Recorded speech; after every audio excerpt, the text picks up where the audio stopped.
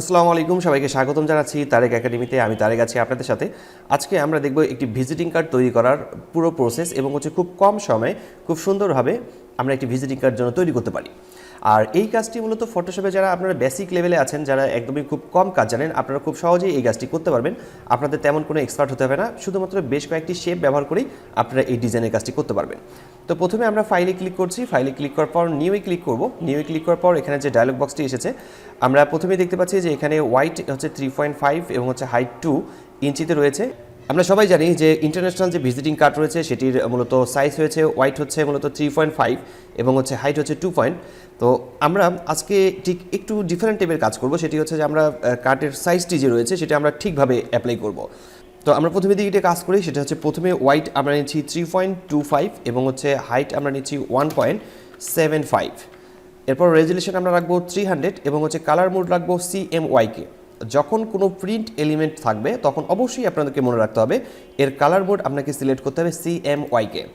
এবং ব্যাকগ্রাউন্ড এখানে হোয়াইট থাকছে, আপনি চাইলে ব্যাকগ্রাউন্ড পরবর্তীতে পরিবর্তন করে নিতে পারেন। এরপর আমাদের যে কার্ড রয়েছে সেই ফাইলের একটি নাম আমরা সিলেক্ট করে নিই। আমরা এটার নাম দিচ্ছি বিজনেস কার্ড, আমরা এর নাম রাখলাম বিজনেস কার্ড। এরপর আমরা ওকে লেখাতে ক্লিক করলে আমাদের এখানে একটি সাইজ চলে আসবে। আমাদের এখানে যে কাজটি হয়ে গেছে, এরপর আমরা এখানে গাইড টেনে দেবো। আর গাইড টানার জন্য আমরা উপরের দিক থেকে গাইড এভাবে টেনে দিতে পারি। আর যদি আপনারা গাইডটি খুঁজে না পান, কিবোর্ড থেকে Ctrl+R প্রেস করলে এই রুলারটি আসবে, সেখান থেকে আপনারা খুব সহজেই গাইড টেনে দিতে পারবেন। এরপর আমরা চলে যাচ্ছি ইমেজে। তারপর এখান থেকে ক্লিক করব ক্যানভাস সাইজ। ক্যানভাস সাইজে ক্লিক করার পর এখান থেকে আমরা হোয়াইট দেখতে পাচ্ছি, আমি এখান থেকে হোয়াইট এবং হাইট দেখতে পাচ্ছি। এখানে হোয়াইট আমি দিয়ে দিচ্ছি 3.5 এবং হাইট দিচ্ছি 2। এরপর আমরা ওকে লেখা দিয়ে ক্লিক। তো এরপর আমরা আরেকটি কাজ করি, সেটি হচ্ছে রুলার টেনে নেব। রুলার টেনে নিচ্ছি, আমরা নিচের দিকেও আমরা এখান থেকে গাইড টেনে দিচ্ছি।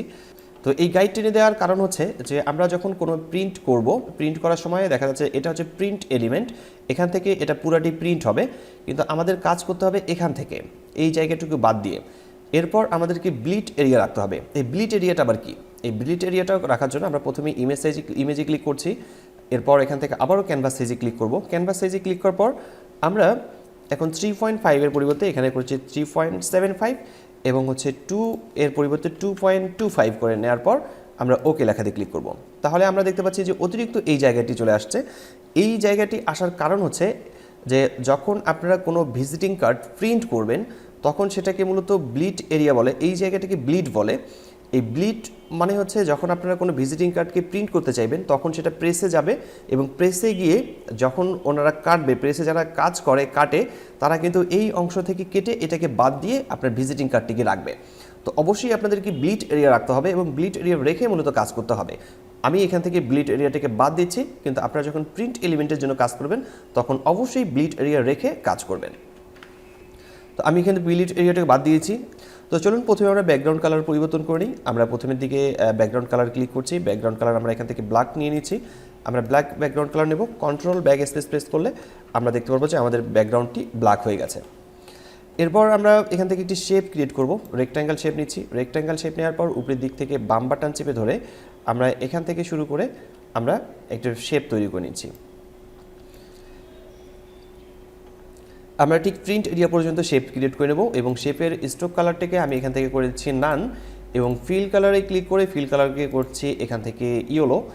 এরপর আমরা Ctrl+T প্রেস করে আমি মুভ টুল ক্লিক করছি। Ctrl+T প্রেস করে একে ফি ট্রান্সপারেন্ট টুলে কনভার্ট করে নেব এবং মাঝখানের রাইট বাটন ক্লিক করার পর এখান থেকে আমি ডিস্টর্ট লেখাতে ক্লিক করব।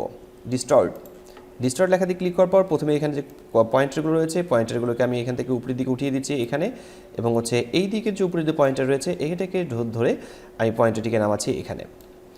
তো এখানে আমাদের শেপ যে ছিল শেপটি মূলত একটি শেপে কনভার্ট হয়ে গেছে আমরা দেখতে পাচ্ছি। এরপর এন্টার প্রেস করব। এরপর আমি আরও এখানে আরেকটি শেপ নিয়ে নেব। তো রেক্ট্যাঙ্গেল শেপ আবারও নিচ্ছি এখানে। রেক্ট্যাঙ্গেল শেপ এখানে আমি একটু ড্রয়িং করে নিচ্ছি। এরপর এই শেপের কালার আমরা সিলেক্ট করব। ফিল কালারে ক্লিক করছি। ফিল কালারে ক্লিক করার পর আপনারা এখান থেকে হোয়াইট কালার ব্যবহার করতে পারেন অথবা যে কোনো কালার ব্যবহার করতে পারেন। আমি ফিল কালার ব্যবহার করছি এই কালারটি। ওকে লেখাতে ক্লিক করব। ফিল কালার চলে আসছে।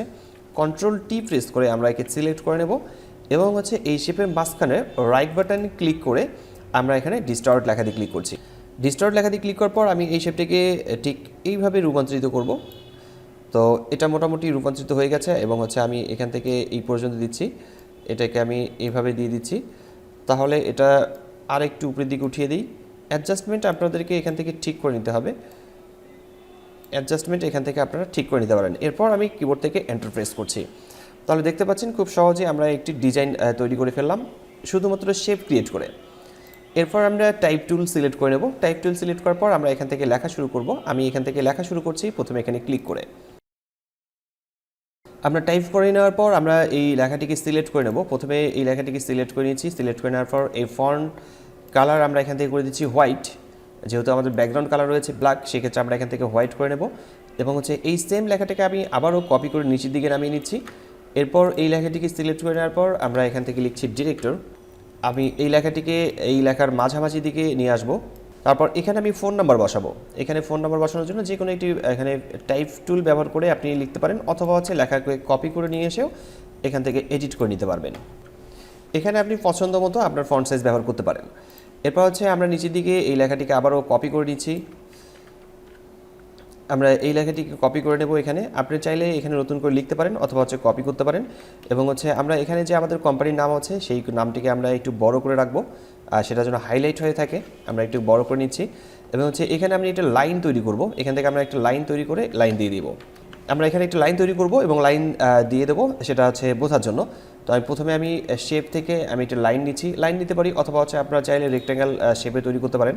আমি এখান থেকে একটা রেক্ট্যাঙ্গেল শেপ তৈরি করছি এবং হচ্ছে শেপটিকে আমরা প্রিন্ট এরিয়া পর্যন্ত সেটাকে সিলেক্ট করব।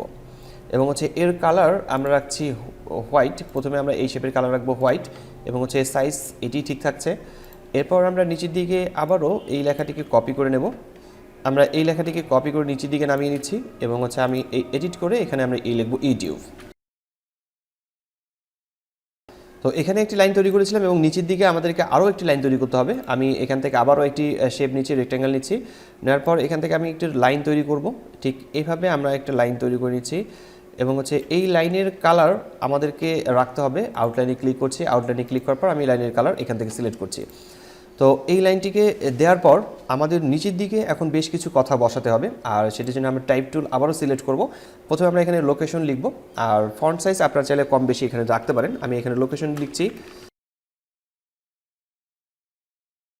আমি ফন্ট সাইজ ঠিক এতটুকু রেখেছি এবং নিচের দিকে আমরা এটাকে কপি করে নিচের দিকে নামিয়ে নিচ্ছি। আবারও টাইপ টুল সিলেক্ট করে নেওয়ার পর আমরা একে সিলেক্ট করে নেব। এরপর আমরা আমাদের ইমেল আইডিটা এখানে বসাবো। এরপর আমাদের এখানে একটি লোগো বসাতে হবে। আমরা যে কোম্পানির আইডি কার্ড তৈরি করছি, ভিজিটিং কার্ড তৈরি করছি অথবা বিজনেস কার্ড তৈরি করছি, যে কোম্পানির বিজনেস কার্ড তৈরি করছি সেই কোম্পানির একটি লোগো আমরা এখানে বসাবো। আমার কম্পিউটারের ডেস্কটপে একটি লোগো রয়েছে, সেই লোগোটিকে আমি এখানে ইনসার্ট করছি। আমার ডেস্কটপে থাকা একটি লোগোকে আমি এখানে ইনসার্ট করেছি এবং হচ্ছে লোগোটাকে আমি ছোট করে নেব। লোগোটাকে ছোট করে নেওয়ার পর আমরা এখানে লোগোটাকে ইনসার্ট করে এখানে দিয়ে দিচ্ছি। লোগোটা চাইলে আপনারা এখান থেকে বড় করে নিতে পারেন, আবার হচ্ছে আপনাদের পছন্দ মতো করে লোগোটাকে এখানে বসাতে পারেন। তো আমি লোগোটাকে এখানে বসিয়েছি ঠিক এভাবে। তো খুব সহজেই আমরা মূলত কয়েকটি শেপ ব্যবহার করে আমরা এরকম একটি ভিজিটিং কার্ড অথবা বিজনেস কার্ড তৈরি করতে পারবো ফটোশপেই। আজকের যে টিউটোরিয়ালটি ছিল সেটা মূলত ছিল বেসিক লেভেলের এবং হচ্ছে বিভিন্ন ধরনের শেপ ব্যবহার করে আমরা কিভাবে ভিজিটিং কার্ড বা বিজনেস কার্ড তৈরি করতে পারি। আপনাদের কোনো পরামর্শ বা কোনো প্রশ্ন থাকলে কমেন্ট বক্সে জানাবেন, আমি প্রতিটি কমেন্টে রিপ্লাই করে থাকি।